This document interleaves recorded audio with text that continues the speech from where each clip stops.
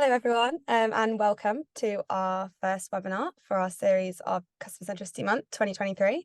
It's really wonderful to have so many of you signed up for today, and I can see our numbers going up already, which is really fantastic. So before I hand over to today's speakers, Stu and Max, and while people are still tuning in, I just wanted to say hello and introduce exactly what Customer Centricity Month is. So I'm Lauren. I work in the marketing and events team at CXPartners. And at CXPartners, we work with organizations to drive growth, unlock opportunities, and enable teams to work together more effectively. We do this through our research programs, user-centered design, and embedding a culture of customer centricity within organizations. So last year, we started Customer Centricity Month as a way of creating dedicated content that's all about the value of user-centered design and putting customers at the heart of your organizations. So this year, we're running the series again, but we're focusing on how customer centricity can make organizations more resilient and enable them to thrive when external conditions can make it challenging. So this focus came from some research that we conducted earlier this year into how turbulent environments may affect organizations and their ability to remain customer-centric. We're just about to launch a white paper with our findings from the study, and today Stu will be looking into some of the strategies for prioritization that came out of it. Also, as attendees of this webinar, we'll be giving you all exclusive early access to the paper. So I'll give you a link to this at the end and you'll be able to download it. So as I mentioned earlier, this is the first webinar of the month. We'll be running 4 further sessions, all at 11 a.m. every Wednesday throughout November. So if you haven't already, make sure you sign up to the rest of them. I'll pop a link in the chat in a moment, but now I'm going to hand over to today's speakers. So Stuart Tayler is CXPartners Practice Director. He's going to be leading today's session, focusing on the findings of the white paper that I mentioned. We're also joined by our brilliant guest speaker, Max McShane, who is the Head of Digital at Octopus Energy. Max pioneered digital marketing at Octopus, and he conducted many of the in-house campaigns that helped see the company grow from a startup to one of the largest energy suppliers in the UK. So being part of this team that helped establish Octopus's customer-centric outlook, Max now consults on Octopus's global expansion, sharing the strategies that help them to not only survive, but thrive through challenging times. There'll be time at the end for questions, but please do add them to the Q&A or the chat throughout the webinar, and we'll run through as many as possible at the end. So Stu, I'll hand over to you now. Thanks, Lauren. Hi, everyone. And yeah, thanks again for coming today. I'm going to begin by getting you to cast your mind back to the start of the year. So there are a lot of headlines like this. The UK was starting to shrink, the economy was starting to shrink, and the World Bank was warning that we were getting close to a global recession. And although that recession hasn't happened, times are still challenging. Interest rates are rising, prices are rising, businesses are hiring less. And so at CXPartners, we ran a study to understand how organizations may be affected. Specifically, we wanted to learn about prioritization. We knew that in challenging times, resources are more scarce, and that might be money, people, or time. And so it would be more important than ever to make good prioritization decisions. And we wanted to understand how organizations were doing that. So we sent out a survey to organizations across utilities, financial services, public services, and more. And we interviewed a bunch of people as well. And so today, what I want to do is share what we found out from our prioritization study. And the first thing that we learned is that people are actually more optimistic than we expected. And that's because we've all been through challenging times very recently with COVID. As one person told us, COVID was like a boot camp for everybody. So people had developed strategies that allowed them to survive back then. And so now people are feeling more prepared. And we found that people had developed or were already using one of 3 main strategies to prioritize their work: play it safe, stick to your guns, and break it down. So I'm going to run through each strategy and explain what it is, but also what's needed to make it work. But before I go into each strategy, I just want to highlight how things are different now to the days of COVID. So back then, people were aiming to survive. They were kind of treading water.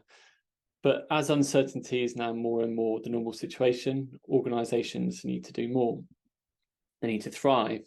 They need to learn how to maintain a competitive edge when times are tough.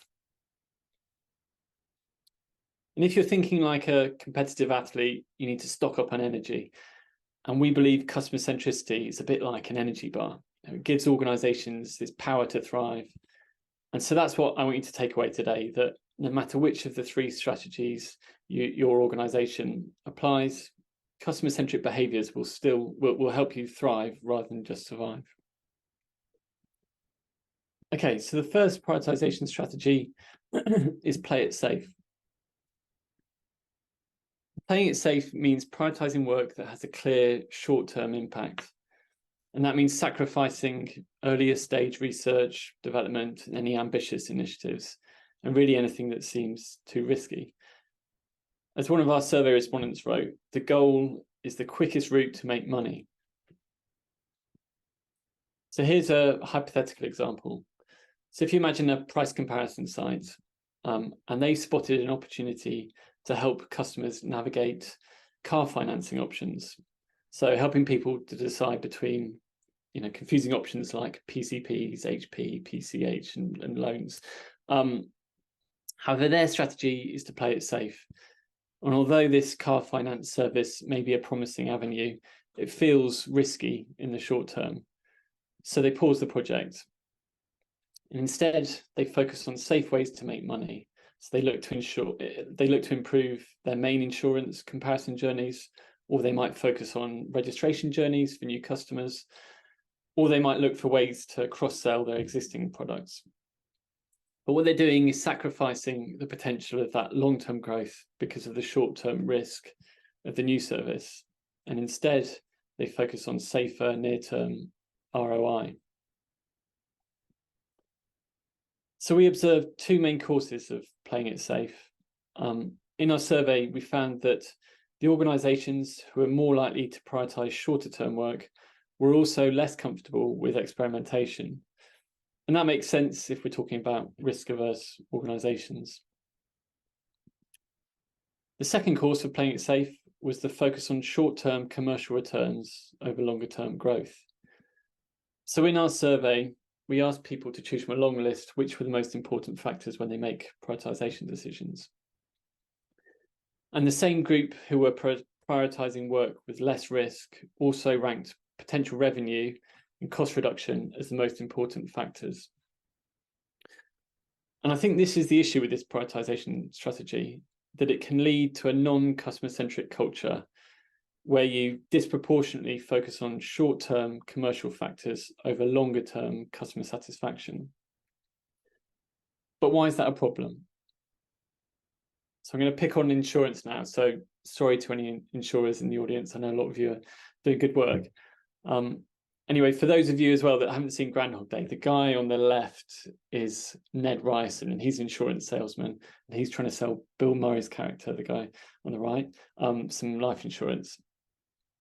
So insurers are a good example of historically prioritizing short-term commercial gain over longer-term satisfaction for customers. So there are practices like price walking, where you gradually increase the price of a customer's premium over time, while at the same time you give new customers a better deal. And there's sludge practices, where you make it harder, as an example, you make it harder for customers to leave you than to join you. And that's not just insurance that happens, telcos often do the same. And these kind of tactics, they'll work for a time, but they're not sustainable. In financial services, at least, the regulator is cracking down on this kind of thing. But the reason that everyone should watch out for prioritizing short-term commercials is that it opens you up for disruption from someone who prioritizes customer satisfaction. So this is Marshmallow Insurance, and their name crops up a lot if you speak to people in insurance. And what makes them different is that they're really focused on customers, and particularly customers that have been ignored by other insurers, like people that have just moved to the UK. So they're making insurance easier and more affordable for them, and they're building a customer base who really trust them, as you can see from the Trustpilot scores. And they're valued at over $1.25 billion. So hopefully this shows you that if you just focus on short-term commercial gain, you're kind of ripe for disruption. And later, you'll hear from Max about how similar was happening in the energy market and Octopus disrupted it. Additionally, we found that focusing on long-term customer satisfaction doesn't mean that you have to give up on commercial returns. So in 2022, we ran another customer centricity study. And in that, we were looking at the differences between organizations that were highly mature in terms of customer centricity and those that were low maturity. And we saw how the highly customer centric organizations were seeing around 8% more growth. So you can probably tell, I don't think playing it safe is the best strategy because it can lead to non-customer centric mindsets. But if you do choose to adopt it, trying to remain customer centric can still give you power. So in the short term, user research can help risk-averse organizations be more certain about the smaller changes they plan to make. But more importantly, it's a really powerful reminder about who you're trying to serve. So you'll see the importance of the customer relationship and what you need to do to maintain that trust. Someone else told me it's like an empathy injection. So even if you're making short-term tactical decisions, hopefully you'll avoid damaging that longer-term relationship. Okay, so the next strategy is sticking to your guns. And this means maintaining priorities, but shifting how you might deliver them. So you're still doing the same things because you believe they're the right things to do, but maybe with less resources than expected. So that might be less headcount or less budget, so things might end up taking a bit longer. And that applies to longer term initiatives too, because the organization believes those initiatives are needed to remain competitive. So an example of this is Netflix's new gaming platform. So if they were playing it safe, they'd probably double down on their TV and film streaming. They maybe focus on how to get people to upgrade their membership plan. But instead, they've been building out a games library and they're posting jobs for their first big budget blockbuster game. So their big initiative is to become this gaming giant, and that's what they're sticking to. Another example is Hertz's electric vehicle rental service, or EV. Again, it's potentially risky. Will customers be happy to rent an EV? And it's large scale. They need to think about all the infrastructure and logistics associated with renting out EVs. But they must believe that this is important to remain competitive. They've invested in a fleet of over 50,000 electric vehicles, and so they're sticking again to their guns. We spoke to Andreas Lopez-Yosenj, sorry, Andreas, if I pronounced that wrong, but we spoke to him about prioritization at Visa, and he explained how they can't afford to play it safe. Visa has long-running programs that take a year or more, and he said that if these stopped, it would hamper their competitive strategy. And he said, you can't take your foot off the accelerator, otherwise you end up getting left behind. And so Visa is another example of sticking to their guns. And Andreas went on to explain that to make that strategy work, to be able to stick to your priorities, you first need to be really clear about what those priorities are. So he told us that it's paramount to set expectations by defining exactly what you're going to do. And we saw similar in our prioritization survey. So we found that organizations who thought that prioritization was working well for them were more likely to have a widely understood mission, and they were more likely to have a clear understanding of senior leadership's priorities. The second thing needed to make this strategy work is a focus on outcomes. So what you want to achieve through the work you're doing rather than outputs. And that's because it allows you to be more flexible with how you achieve your goals when resources available change. I won't go into much detail on outcomes over outputs, but here's a quick tactical example. So if you imagine you're one of these veg box delivery services and you want to reassure customers about when their delivery will arrive. So initially you might have plans to implement an Amazon type delivery tracker complete with a live map like here. But then with less resources, you maybe need to look at using SMS alerts, and that will get you some way to achieving the same kind of outcomes. But if you're going to stick to your guns and you're dealing with big initiatives, probably the biggest thing this strategy needs is confidence. You need to believe that you have the right priorities if you're going to stick to them when things get uncertain. But confidence isn't the same thing as arrogance. Confidence should be grounded in evidence. And again, that's where customer centricity and user research comes in again. So organizations should gather data and insight that will either prove or disprove the priorities that you're laying out. And in our 2022 study, we found that those highly mature customer-centric organizations were more likely to gather quantitative and qualitative research. And so they were using that to help them gain confidence. Okay, so the third and final strategy is break it down. And this strategy prioritizes longer term initiatives, but breaks those down into deliverable experiments. So a bit like sticking to your guns, organizations continue to prioritize those longer term initiatives because they need to keep that competitive advantage. But rather than working behind closed doors and incubating those initiatives, they break them down into work that can be delivered earlier. And that allows them to learn and iterate. So really, they're applying agile principles to these larger initiatives. And the reason why we have Max from Octopus Energy with us today is that Octopus really exemplify this approach. Octopus, if you don't know, is a renewable energy supplier, and they have an ambition to be they have an ambition for a 100% green energy system. But to achieve that, there's a bit of a challenge around what you do when the wind isn't blowing and the sun isn't shining. So somehow you need to introduce flexibility into the energy system. And that's what Octopus wants to do. It's a bold ambition and a big initiative, but Octopus are finding ways to learn about how to do this through different trials. And Max will speak more about this later, but one example I wanted to touch on was their power loop service. And this is where an electric car can store power in its battery, and then it can supply it back later on to the house or the grid when there's during times of peak demand. So Octopus trialed that by working with a single charge provider and then Octopus employees, friends and families who had electric vehicles. So it's a nice example of breaking it down. So I want to look at what you need to do to make that strategy work. Firstly, the experiments you run should be considered and intentional. Otherwise you risk just throwing stuff at the wall and seeing what sticks, which wastes time and resources. So you need to have a clear understanding of the problems you're trying to solve, and you need to be clear about the hypotheses you're testing. Now, how are you going to know if you're successful or not? How will you use your findings?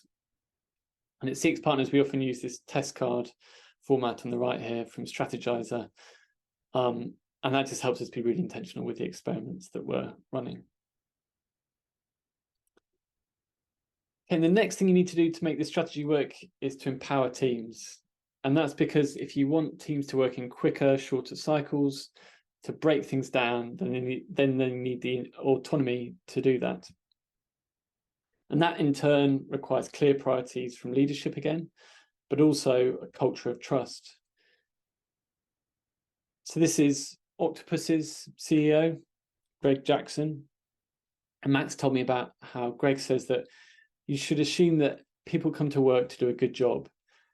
And so you should do everything you can to empower them to do that good job. So I think that shows that culture of trust there. The final thing needed to make this strategy work is iteration. So if you're going to break things down, you can't just launch a first version and an MVP and forget about it. You need to continually improve so that you eventually reach your bigger ambition. So let me give you an example of that.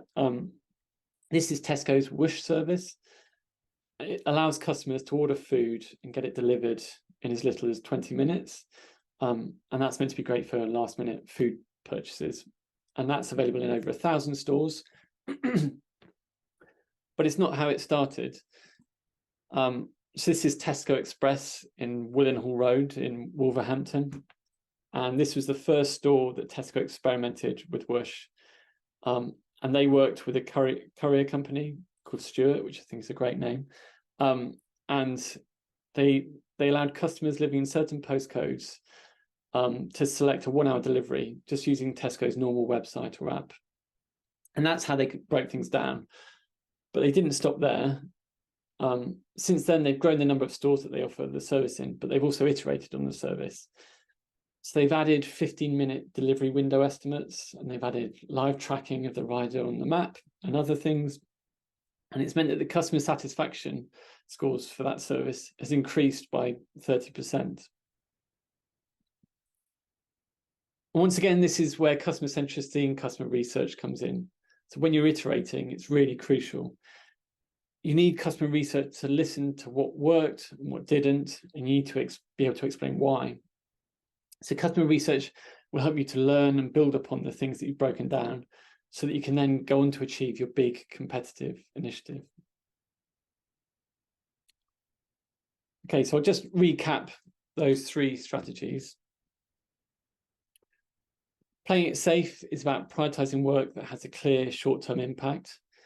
That happens because organizations focus on nearer-term revenue and cost savings, but they deprioritize early-stage R&D and longer-term initiatives.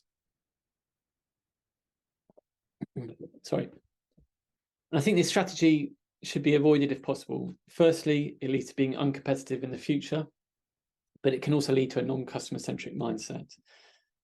But customer research can help here. It can help risk-averse organizations to validate their plans.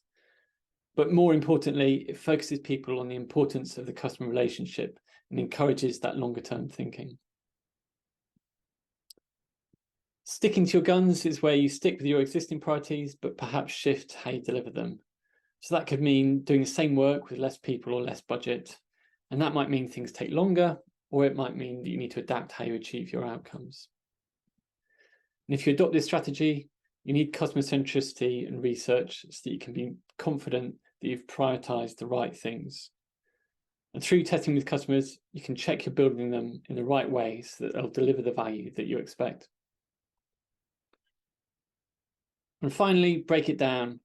So this is where you still prioritize those longer term initiatives, but rather than incubating them behind closed doors, you break them down into things that you can deliver and learn from. And this requires customer-centric behaviors so that you can be intentional with your experiments. You want to understand problems before running experiments trying to fix them. And you need to listen to customers so that you can learn from the experiments and iterate on them so that you can work towards that ambitious goal. So hopefully adopting the right strategy and remaining customer-centric can help you remain competitive and win. Okay, so I talked quite a bit there about Octopus, specifically in the 3rd strategy of breaking it down. And also back in 2022, Octopus were our top scoring customer-centric organization. So I'm really excited and interesting to hear from Max about how Octopus are so customer-centric and how they break things down as well. So I'll hand over to you, Max. Thank you, Stuart, and thank you, Lauren. I only have 20 minutes and I want to leave lots of time at the end for questions, so I'm going to jump straight in. So yes, Octopus Energy are an energy retailer supplying gas and renewable electricity to businesses and homes across the UK and globally. And maybe your first reaction to hearing someone talk about the energy industry for a while wasn't a positive one, and I would forgive you for that. 6 years ago, I had the exact same response. I think there was a lot of negative sort of connotations around the industry at the time, just from personal experience, being on hold for a long time, having really poor customer experience.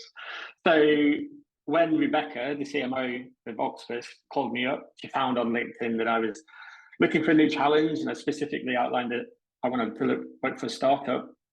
She asked me how I'd like to come work for an energy company. My genuine response at the time was I couldn't think of anything worse. It's the opposite of what I was looking for. And she laughed. and she thought that was a great response and exactly what she was looking for, because Octopus understood this and we're really looking to disrupt that and change it. So I jumped on board, and since then we have grown to be the UK's most awarded energy supplier. We have numerous accolades, but I think some of the most impressive has been Which recommended for 6 years in a row, Times 100 most influential companies, and we're quite proud to say we're one of the best places to work, as voted for by Glassdoor. So yeah, we've seen some impressive growth over 6-7 years, and that continued during COVID and when we locked down. We continued to grow. You'll see the plateau there at the beginning of the energy crisis. This was everybody in the industry basically had to close their doors. The price of us to buy energy was 7-8 times at one point more expensive than it was for us to legally sell it on. So every single energy customer closed their doors. You'll see a little peak just before we closed our doors, and that's because we kept them open for customers as long as possible, looking after them, giving them a good deal. And we were the last energy supplier to actually close our doors, but eventually the inevitable happened. But during this time, we continued to focus on customers, taking care of them, looking after them, and word got around. And when it came to opening the doors again, you can see it was like opening the floodgates. People couldn't wait to join Octopus Energy. And as of today, we're still gaining 9 customers for every 1 customer that leaves. So it's great to say we continue to grow. So what have we done to achieve this? And I think Stuart quoted Andreas saying, you really need to be crystal clear about what your priorities are. And at Octopus, it really comes down to these 2 KPIs, and everything we do, all the strategies we put in place, the things we decide to build and do, always come back to, will it improve customer love and will it improve customer growth? And this is etched into everybody at Octopus, no matter what department, all decisions come back to this. And this is ultimately how we prioritize everything. So customer growth, fairly easy to define. Customer love is probably a little more vague. So what do we mean when we say customer love? It's ultimately anything that prompts a customer to stop and just think, wow, no other supplier would do this for me. So everything, and we're really insistent that, if any idea put forward isn't going to create this thing that's ultimately worth talking about and ultimately gets people thinking this, it's not likely to sort of go ahead. And we believe, if we do this right, then marketing and sales becomes superfluous. If everybody's saying wow about the brand, word of mouth will do the job for us. So customer growth is easy to measure. Customer love, there's a number of things we look at consistently to make sure we're doing this right and the whole business is doing this correctly. One of the things we ask customers is a sort of product market fit survey, and this is where we ask customers how disappointed they would be if they could no longer be an Octopus Energy customer. This is basically a 5-point answer from very disappointed to very happy. And obviously we're looking for people to be disappointed not to be part of the brand anymore. And it's reported that typically 40% is considered a good score, but it was Slack who published, when they scored 51%, and they published an article that really said, if you're not, if more than half of your customers aren't, desperately wanting to be with you, then you're really not open to that exponential growth. So you need to be over 50% at least, and they were almost a gold standard for a long time. We're quite pleased to say when we did it for the first time, we scored more than 50%, which is a great result. But I think the interesting thing is that, our score pre-COVID, post-COVID was much better than our score pre-COVID. And again, that all comes back to looking after the customer, prioritizing customer love. Just a couple other things we look at to measure that customer love. One is we do YouGov surveys on trust. So you can see Octopus Energy on the right here. The pink is how people who trust us. The blue is essentially people who don't trust the brand. So again, proud to say we're ahead of the game there, and not just against the incumbent energy suppliers, but even more of the more modern sort of challenger suppliers like Bulb and Ovo.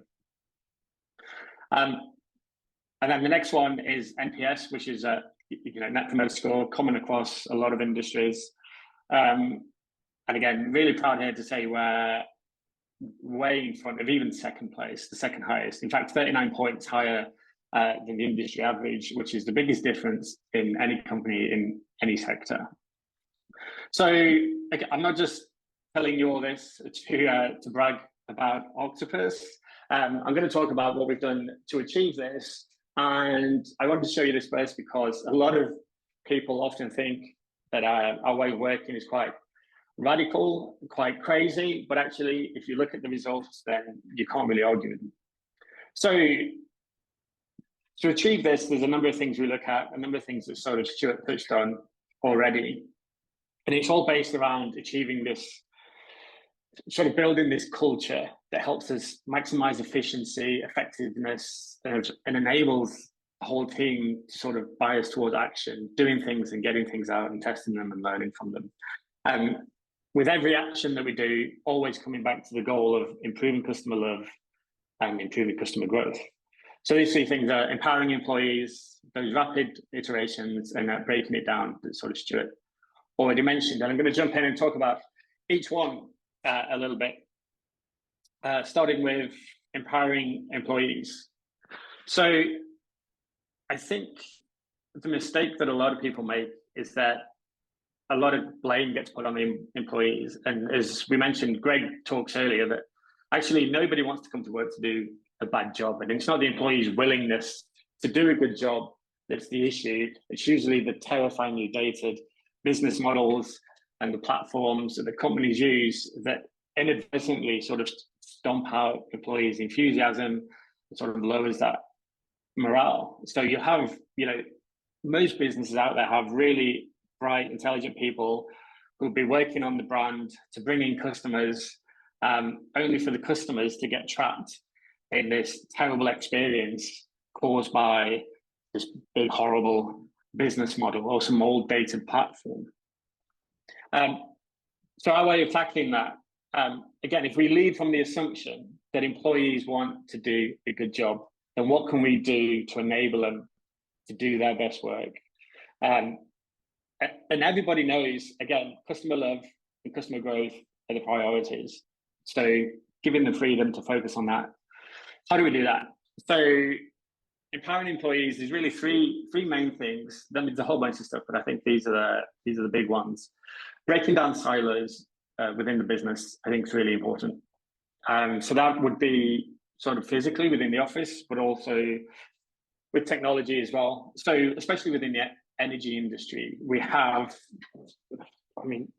typically you would have a whole bunch of different platforms for billing, one for energy flows, one for complaints, one for payments, and there'd be a team looking after that, and each one would have a different platform behind a different login and a different password, and you can't jump over from one to the other and easily get to it.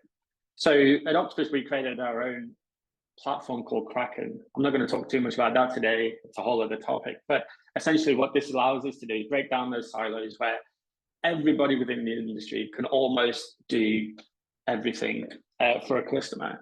And what this allows us to do is when somebody calls in with a problem, we can answer the phone pretty quick, and the person who answers the phone can do 95% of the things that a customer might ask.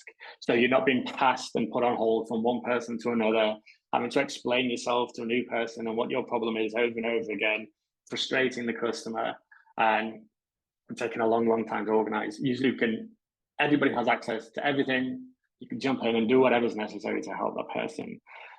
This helps minimize dependencies, but we also focus on this, again, across the business, giving everybody access to everything. So an example of this might be, for example, the data team and the Fed team and the marketing team all work very closely together. and marketing can access data platforms. Data have set up things so that even if you're not knowledgeable in SQL and how to query databases, you can copy and paste something into the data platform to get the data you want to pull out. From that customer research, maybe it's a send list, maybe you want to find out who's had the most complaints recently, etc. And we could just go in and do that. And so again, it's all about anybody being able to do anything, almost, not quite everything. And I'll come to that later. The other thing is sort of removing this consensus culture. I think a lot of businesses spend a lot of time in meetings discussing options, trying to get the whole team to decide on what the best thing is. Again, we want to completely remove this. If everyone's focused on customer growth and customer love, and an individual has a good idea and the access to go do it, then they can run and go do it. There's no command line, you don't have to go chain of command. You don't have to get it signed off by somebody else. Get a second pair of eyes on it is always a good idea. But again, it doesn't have to be by a senior person. It's not a top-down sort of organization. Anybody can run and do some great stuff. So I just want to give you a couple of examples that when you open that up, the sort of brilliant customer love ideas that can come to light and sort of happen.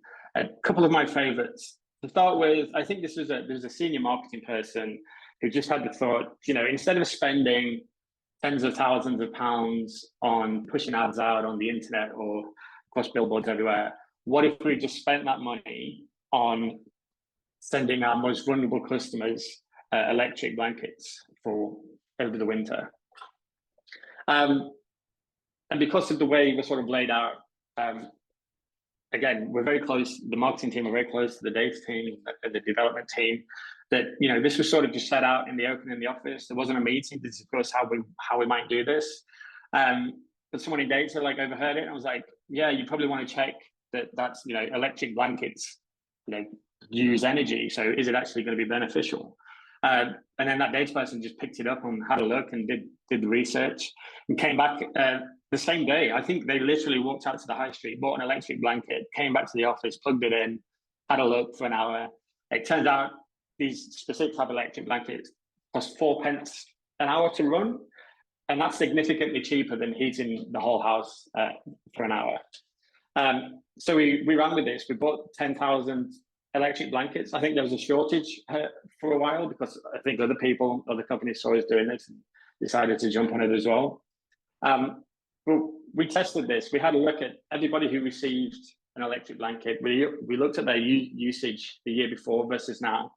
We also had a control group of people who didn't have an electric blanket and look at their usage the year before versus now. And for those who received an electric blanket, they saved on average up to 20% on their energy bills over the winter, which added up to about £300 for the year, which is quite a significant saving. And as you can see, this is just one example, but the press that we got off the back of it actually was much greater than and much cheaper than the ads we would have bought if we were to do adverts within those same newspapers and publications. So that one came from a senior member, but again, everybody has access to everything and can launch anything they want, so long as it's focused on customer love and customer growth. So I wanted to show an example that came from one of our junior operators, one of our energy specialists who talk to customers on the phone and answer emails. And one of them just came off the phone with somebody who basically had been through a pretty rough time. And this person came off the back of it, just compelled to send them some flowers. And again, they didn't have to run up the chain of command. They didn't have to get finance to sign off the cost of spending flowers. They turned around to their team leader and was like, can I send this person some flowers? They've been through a really rough time. Team leader gave them their business card to go buy some flowers and send them off. This isn't actually the first example of a response we got. This is just one I found. But because we're all very close to customers, one of the developers saw one of the responses to this person getting the flowers and thought this was a great idea and went over and spoke to the operations team and said, do you know what we could do? We could add a button within Kraken, which is our customer management system. within Kraken, so anybody has access to do this much quickly in the future.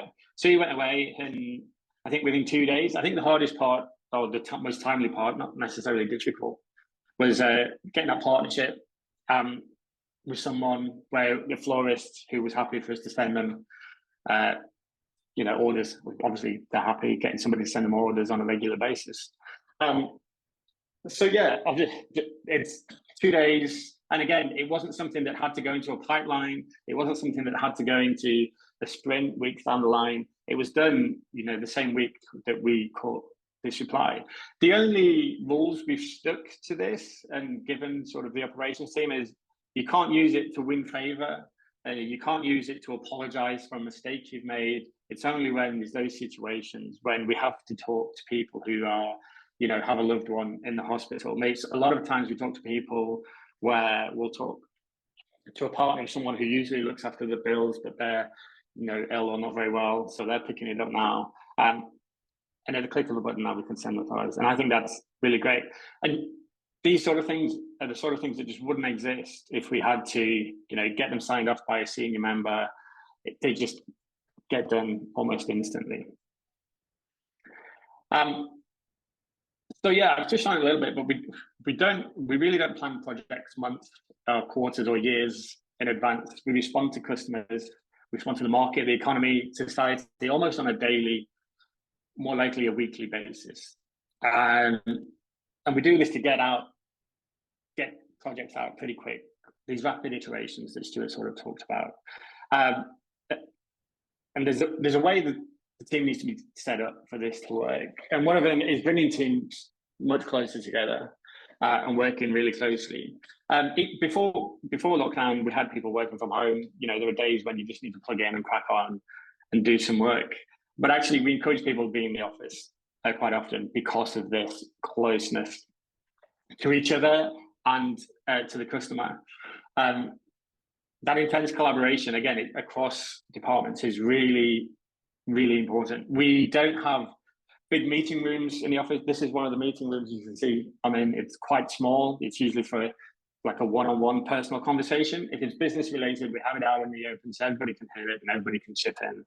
And the idea is that we can do this continuous deployment, get stuff out that are going to improve customer growth and improve customer love pretty quickly. And when I talk about bringing teams closer to the customer, that means talking to the customers. Everybody within the company, whether you're in finance, marketing, have had days where it's pens down and just talk to customers. As we get bigger, there's less of that. But still, I just wanted to show this, which is an example of the marketing team talking to customers. So this showed you over the last 12 months, it gives you a tally of the emails participated in means you replied and responded to a customer. So as you can see, this is a list of all the different kinds of people within the marketing department. And it's led by the most senior people. So you've got a couple of people on the board of directors here. Rebecca, who was the CMO who gave me a call 6 years ago, I talked about. And Pete Miller was one of the founders. He's the fifth one down there. And between them, they've spoken to thousands and thousands of customers. They know, they've got the finger on the pulse, and they know exactly what customer pain points are and what we can fix.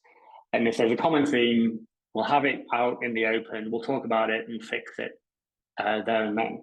And just running through them, you can see it's across different, so we've got a hardware tech guy, copywriters, myself, in digital, a PR person, a designer, and at the bottom there, we've got a contractor who only works 2 days a week, but even they are forced to jump in and talk to customers. And then finally, we have break it down, which Stuart touched on quite a lot. And I think ultimately for these to work, it's all about running experiments that you can get out cheaply, quickly, and if they go wrong, have very minimal impact on customers. And while we're doing this, it's important to have these sort of clear goals and context. As Stuart mentioned, we run projects that are obviously massive and we can't do within the week. So we have to break them down and say, okay, what do we need to know? What do we need to learn in order for us to do a good job at this?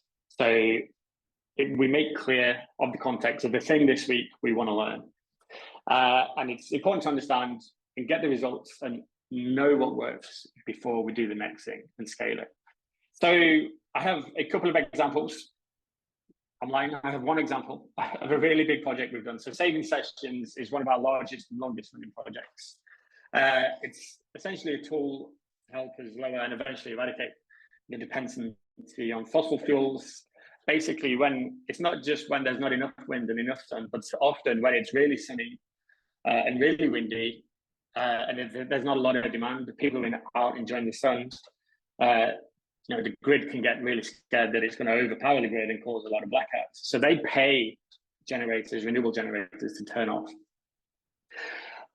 So we thought, actually, what if we just pay people to help us take it off or put it on when we need it? So Saving Sessions, it was this huge, sophisticated thing where you've got these really complicated calculations. There's a lot of automated comms for multiple scenarios. We've built a reward system. Obviously not something we can do within a week. We had 700,000 people, customers, take part in this. It was over 3 months over the winter. We had those people shifted 200 gigawatts of energy. That's equivalent to 100 million iPhones, or just short of being able to send 2 DeLoreans back to the future. So it's a huge amount of energy, and customers saved over £5 million. So obviously this is not something we can just turn out in a week. But actually it didn't take as long as you might think. And that's because we'd broken it down over time, looking at the individual things, running trials and different tests.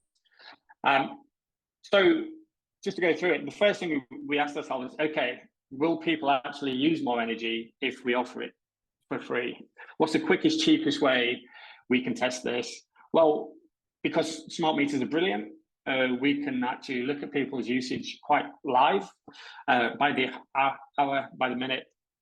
So one Christmas, we said, hey, we just sent an email out to smart meter customers, said, hey, how would you like to cook your Christmas dinner for free? We'll give you 4 hours during this time if you cook your Christmas dinner at this time and use more energy during this period. I was really successful. A lot of people did it. But it was kind of a one-off thing. So the next question was like, okay, will people do it if it's a regular occurrence? So we ran something called Power Hour. And this is where once a week, we would pick a random time of the day, give people 24 hours notice and say, hey, you're going to get 1 hour of free energy if you shift your usage and use more at this time. Again, really successful. It worked. So flip it on its head. Okay, will people use less energy if they're paid for it? Tell them to turn the lights and the TV off. And we ran a couple of campaigns to do that, both with electricity and with gas. That's the difference between the big daily turn down and winter workout. And eventually we ran Saving Sessions, which was a national grid was involved. They asked from our results that we'd sent them from our testing, they decided to launch this nationally. They invited all energy suppliers to take part. Of course, because we tested it and broke it down, we were able to launch ours first. And I think of everybody that took part across the UK, 65% of everybody who took part were Octopus Energy customers. And I'm pleased to say we're launching Saving Sessions version 2 this year with even more added features, a reward system called Octo Points that's really exciting, gives more people options on things they can choose. They can choose their own rewards, so it's not always specifically cash-based. Yes, so that's Saving Sessions. That's a quick rundown of sort of how the culture and how we prioritize everything to focus on customer love and customer growth. So I don't know if we have any questions. Yeah, Brill, that was great. Thank you both so much. Yeah, as Max just mentioned, and I said earlier, please do add any questions to the chat or the Q&A that you should be able to find at the bottom of your screen. I can see we've had a few through already, so I'll dive straight into those. The first one is for you, Stu. It says you've listed 3 strategies for prioritizing, but what would be your recommended approach? So I think I said that I'd probably avoid the first one about playing it safe. But the one I'd probably recommend, and it's not just because Max is here, but is that kind of third one of breaking it down. I think firstly, it allows you to remain competitive in the long term, but also you're learning much earlier from real customers in the market. But it probably is the most challenging one to achieve, for all the reasons that Max went through. You need to have the right culture, you need technology in place, and the right kind of mindset within the organization, which can be hard to achieve. But the third one would be my preference. Thank you. I think we've just had a follow-up question to that. That is, how do you identify the capabilities needed to deliver these strategies? How do you identify the capabilities? Needed to deliver these strategies. What within your? I'm not sure I quite follow. Within your own organisation, or? Yeah, I believe so. I think it's from Leanne. So Leanne, if you kind of have anything specific you wanted to add to that, and then should we jump to the next one while maybe Leanne, you could add some extra detail, and then Stu can have a think about it. The next one we've got is for you, Max, actually. Oh, sorry, Leanne's just said yes, it's within the organisation. So the capabilities within the organisation. Yeah, I mean, I guess this is me pushing our own tools, but we have a customer centricity survey where you kind of it asks you a bunch of questions that identifies things like how capable are you in empowerment of your team or your technology or and your capabilities to do research. So that's maybe one way to kind of identify the capabilities. I'm not sure whether that helps. Okay, if we move on to the next one, I think this one's for you, Max. It says, how do you stop Octopus from falling into chaos if anyone can do anything they like? Yeah, it's a good question. We get that quite often, actually. And I think it really comes down to two things. The first one, and probably the most important, is recruitment. I think there are very specific type of people who actually thrive in these environments. People who understand sort of the irrationality of their own human behavior almost. And secondly, no one's in a position to be able to flatten the business.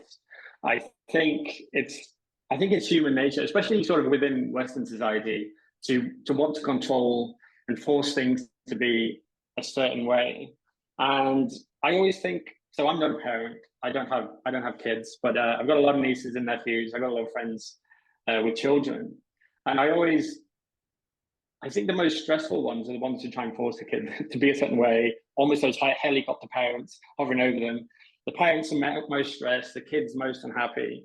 And actually, it's the ones who kind of give their kid freedom to run around, make their own mistakes.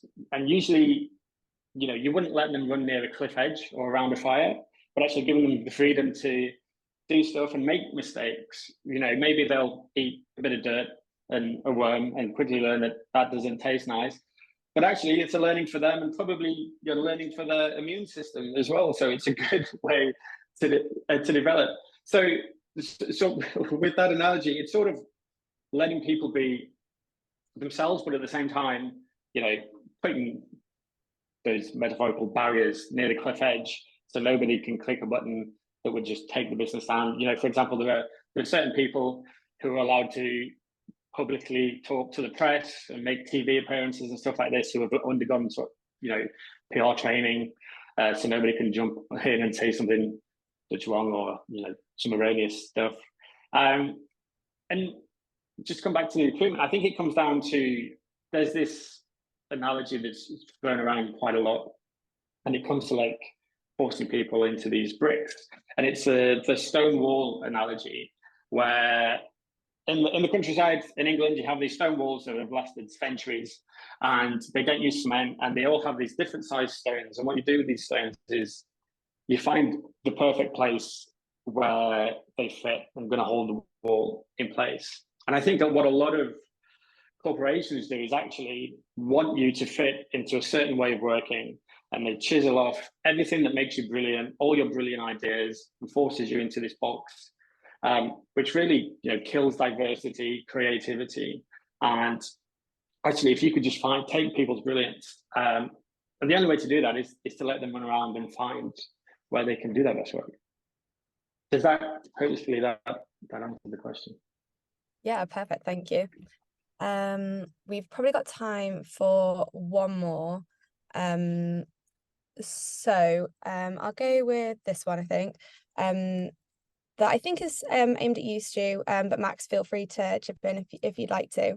But how do I go about selling in a different strategy, e.g. breaking it down to decision makers? They just want to play it safe.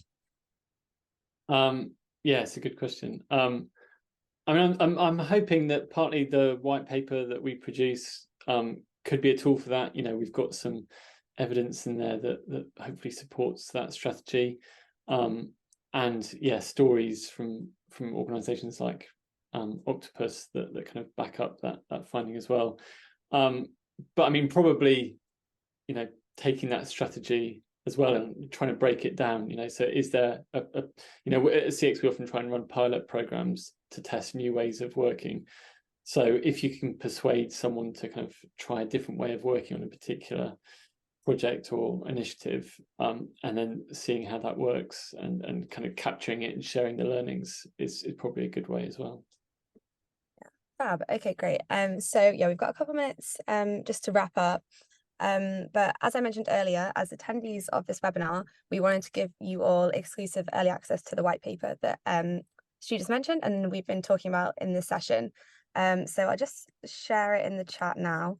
And you should all be able to download it from that link. And I've also shared a link to the rest of the session. So if you're not signed up already, please do sign up to the rest of those. Yeah, and finally, I just want to say thank you so much for today's session, Max and Stu. It was super interesting and there was some really great insights in there. And also a huge thank you to everyone for coming along. We'd love to hear your feedback. And so, yeah, please drop us a message with any of your thoughts. And then we also really hope to see you at next week's talk. Yeah, thanks, everyone. I hope you have a nice Thank you, Lauren. Thanks, Lauren. Thanks, everyone. Bye. Pleasure. Take care.